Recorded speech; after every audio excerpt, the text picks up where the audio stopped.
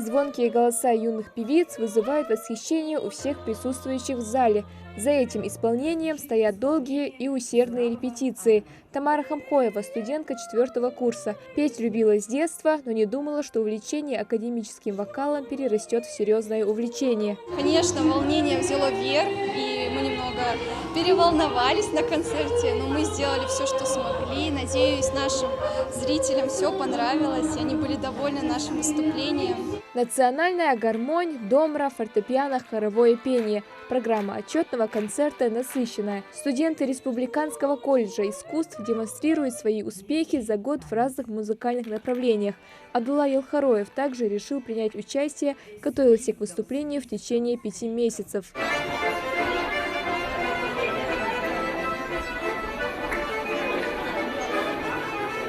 Я по направлению инструменталист, моя специальность – это аккордеон.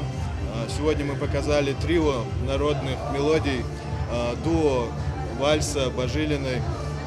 И я отыграл сольное произведение Нагалиева «Фантазия под Эльбрусом».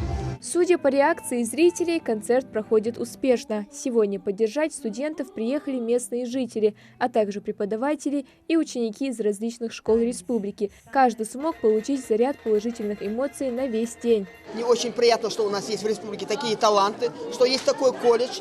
Побольше бы таких колледжев и таких талантов. Дети молодые, ребята, дети, которые увидят концерт, услышат его. Я думаю, что у них будет более интерес проявляться к этому виду искусств. Государственный колледж искусств функционирует на протяжении 25 лет. За это время удалось выпустить больше 80 специалистов, музыкантов, хореографов, актеров. Отчетный концерт проводится ежегодно. В нашем колледже существует где-то около 5 отделений, на которых учатся учащиеся после школы, после 9 класса. На хореографическом отделении у нас учащиеся учатся после 7 класса. Всего у нас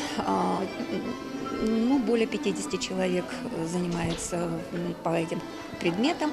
И, наверное, вот сегодня это итог нашей сегодня работы за год. Дом культуры в селении Нестеровская для выступления выбран не случайно. Еще одна цель мероприятия – заинтересовать творчеством юных жителей и привлечь новых абитуриентов в колледж искусств. Малика Измайлова, Асхаб Белакиев, Новости 24.